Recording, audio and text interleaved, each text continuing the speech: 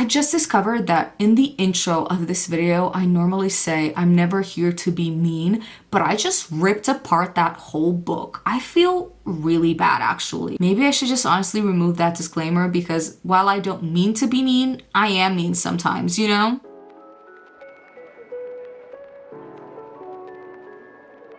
Hey, welcome to my video. If you're from my Instagram, I love you, and if you're not from my Instagram, love you all the same. Welcome to another episode of Monthly Book Club. It's a series here on my channel where I tell you exactly what I read each month and exactly what I rate it. So before we begin, as always, some disclaimers. Number one, I'm never here to be intentionally rude, mean, or bash the authors or books. I am here though to tell you my honest opinion about books that I've purchased and read, but I love reading and it's never my intention to be mean. And also, I never want to yuck anyone's yum, you know? And that leads me into my second disclaimer, which is if I for some reason rate a book low or maybe even DNF it, I don't want that to discourage you from reading the book if you already wanted to do so. Honestly, we're all so different. Reading is so subjective, and the reason that I might hate a book might be the reason that you love it and vice versa. And obviously, we're both valid in our opinions, so girl, read the book if you want to read the book. And if you love something that I hate, I love that for you. Also, I'm gonna pop some pictures up on the screen for you just so you can kind of get an idea of why I rate things the way that I rate them. Honestly, this is all subject to change, but if that's the case, I normally do let you know beforehand. But yeah, this is kind of my baseline. Anyway, now with all of that out of the way, let's get into the video. So first of all, today we're gonna start with Married to the Devil. And as always, let's start with tropes. So this is a paranormal demon romance, and it's also a marriage of convenience. So it follows Stella, who's a witch, and she's basically forced into a political marriage of convenience with Remy, who's the devil in question here, but at the same time, she's still sort of battling unresolved feelings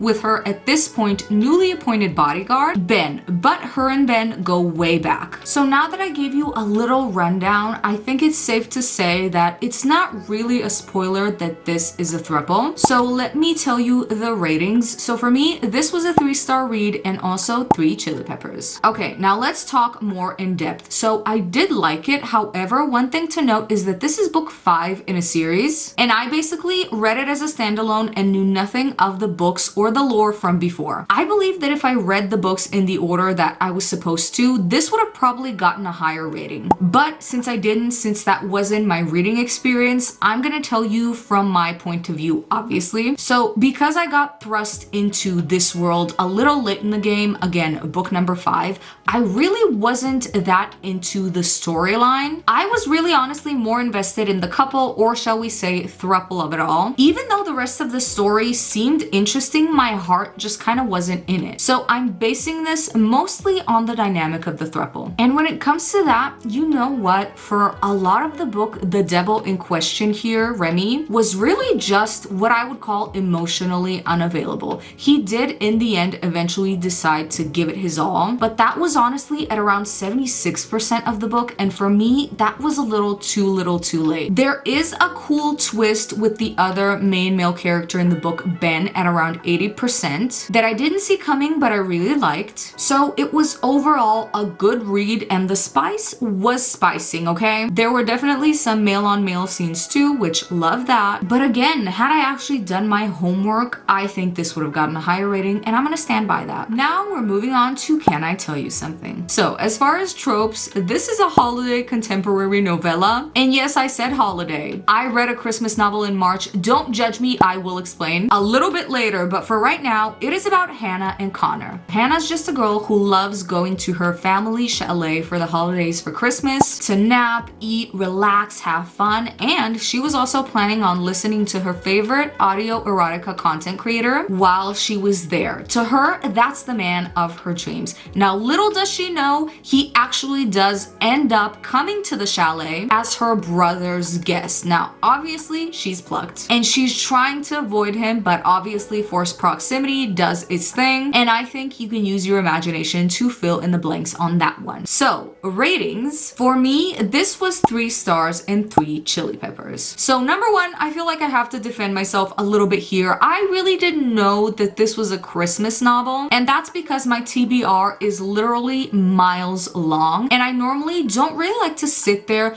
and pick out what I'm gonna read because I get decision paralysis. So normally I just take a stab in the dark and read whatever without really reading the blurb. So that's what happened here. But I will say this is not as Christmassy as I expected, which is good considering that I read this in March, girl. It really just gave more of a wintry skiing vibe, which I liked. And as you are really able to hear, the premise is really juicy and spicy. And since it is also a novella, it is a quick read, which is a giant plus in my book.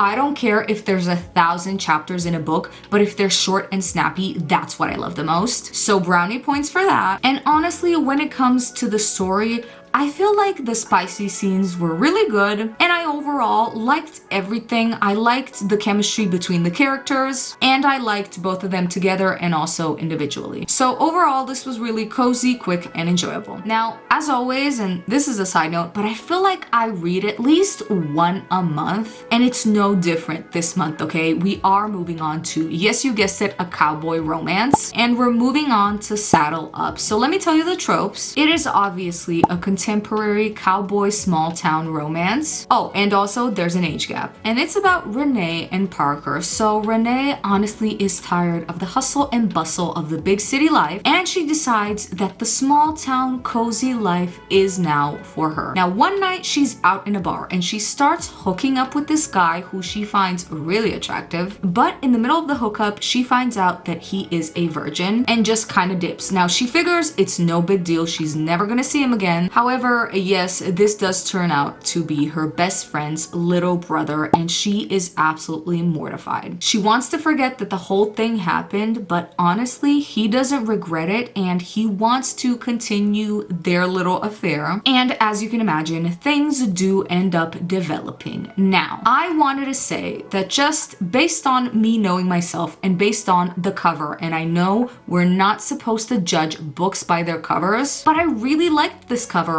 Based on that, I thought that this was gonna be an incredible book, and I had really high expectations, and I regret to inform you that for me, this was a 2-star read and also 2 chili peppers. I really wish this wasn't the case, and also, you know what? A lot of people on Goodreads seem to enjoy this one, so maybe it's just me, but let me tell you my gripes with this book. Okay, so the age gap here is not that dramatic. He's 25 and she's 33. And my first problem is that the gap was mentioned literally on every single page, it felt like, to the point where it was like beating a dead horse. I even, if I remember correctly, believe that there was mentions of like her robbing the cradle, and I'm sitting there kind of going, I don't know if it's just my twisted mind reading a lot of vampire books or what have you, where the age gap is like 500 years, and so I don't think that this one is as big, or what the problem was. But honestly,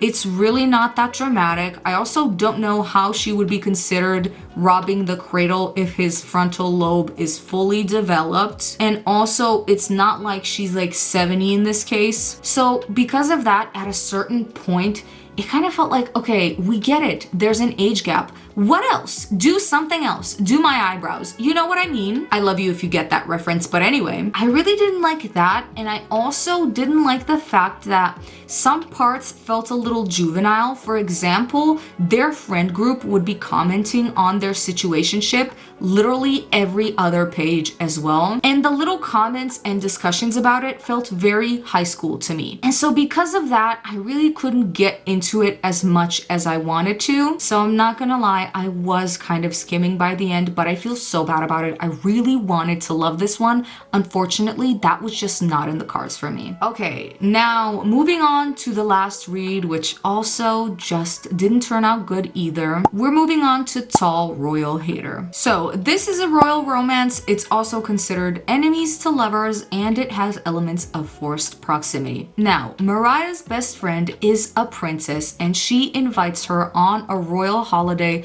with her and her royal boyfriend. Obviously, who was she to say no to this? So she does go, even if it means having to be in a room opposite of the man who she cannot stand, and that's her best friend's bodyguard. Now, the bodyguard Sherar, I believe. I don't know if I'm pronouncing that correctly. I'm so sorry. But he has obviously no choice in the matter but to tag along. And at some point, his mother and her fiance drop a bomb on him, and that's that they're gonna get married and they're gonna do it quickly, and they need help with planning the wedding. Mariah wants to become an event coordinator and event planner, and so her best friend volunteers her for the job and she accepts. So at this point, her and Sherar also have to kind of work together because hello, duh, it is his mother in the end. And during that little moment, they decide that they might not hate each other as much as they thought. I am gonna say something controversial yet brave. This is my first DNF of 2025. I'm so sorry. I really tried to give this book a chance.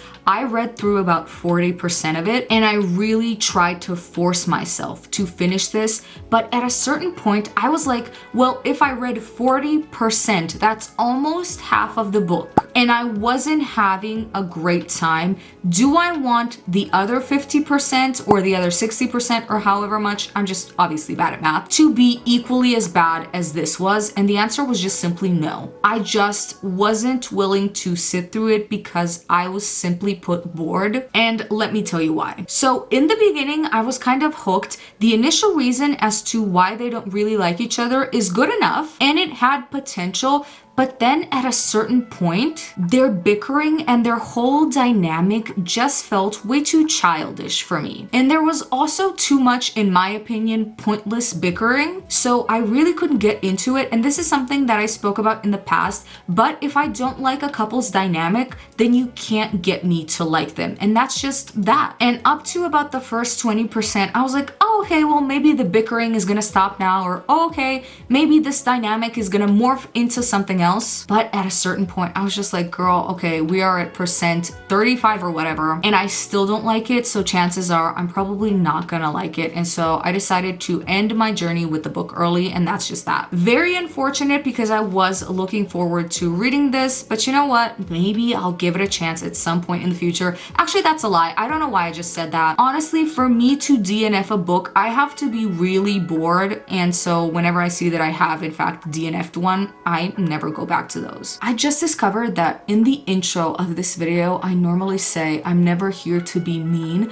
but I just ripped apart that whole book. I feel really bad, actually. Should I reconsider? Maybe I should just honestly remove that disclaimer, because while I don't mean to be mean, I am mean sometimes, you know? Anyway, that's all I have to say about that book, and now we can move on to the last full review of this video, and that is Chasing Home. So this is also a small town romance, and there is also another age gap, and it's about Rory. So she comes to Cherry Peak searching answers about herself, her family, her father, and she's not here searching for love, but honestly, it kind of finds her along the way. It takes one night of seeing Johnny and dancing with him in a bar where she just can't shake him. And as far as he's concerned, the moment he saw her, he's been obsessed. So obviously he takes a long time wearing her down. She has a lot of her walls up, but in the end, she does actually consider staying here forever. Little disclaimer, this was a book 3 in a series, but I personally read it as a standalone. And honestly, I think that this one can totally be read as a standalone. You don't need to read the previous one. Although after reading this one, I think I might want to go back. Anyway, did I tell you the rating? No, I don't think I did. So this was 4 stars and 2 chili peppers. And I also think this deserves the title of Book of the Month from me. So the age gap here is he's 22, she's 30, and I honestly loved their dynamic. The MMC was pining for her, and it was so good and juicy and delicious to read about. And also, they truly did have great chemistry. I also really enjoyed the cozy, warm vibes of the found family aspect here. It really is a nice thing to read about. Spice is also really good, honestly, but it's nothing that I haven't read about before. And you know what? Honestly, it doesn't always have to be. But like I said, I'm probably gonna go back and read the rest of this series. Okay, and now that we've ended on a good note, we can move on to rapid fire ratings. So it's a little segment I do here. I'm gonna tell you the rest of the books that I read this month, and I'm gonna tell you my ratings, but I'm not really gonna explain, or or rather the explanations are gonna be minimal and we're just gonna leave it at that. Unless you really want me to deep dive into a specific book, then I'll do that at a later time, but usually we just leave it as is. Okay, you ready? First up we have Faded to the Wolf Prince. 3 stars, 2 chili peppers. I did like it, although I do wish that there was more yearning and pining, and I wanted personally there to be more emphasis on the couple rather than the story, but honestly that's just a personal preference. Cross-checked. 3 stars, 2 chili peppers. I liked it, I didn't love it, and one thing that I certainly didn't love was that there was a lot of back and forth between like, oh, is this the right thing? Are we doing the right thing or not? And you know what? That's cute the first 2 times, but at a certain point it's like, I don't know, decide and let me know. So that kind of put me off, but again, that's just a personal preference. Oh, and that seems to be it. Honestly, I felt like I read way more this month, but apparently not. So with that, we are finished. If you made it this far, you are a legend, and I hope you get thrown in your favorite bookish trope. Also, if you like this video, then please consider liking, subscribing, maybe even commenting, and I will see you in my next one. Bye!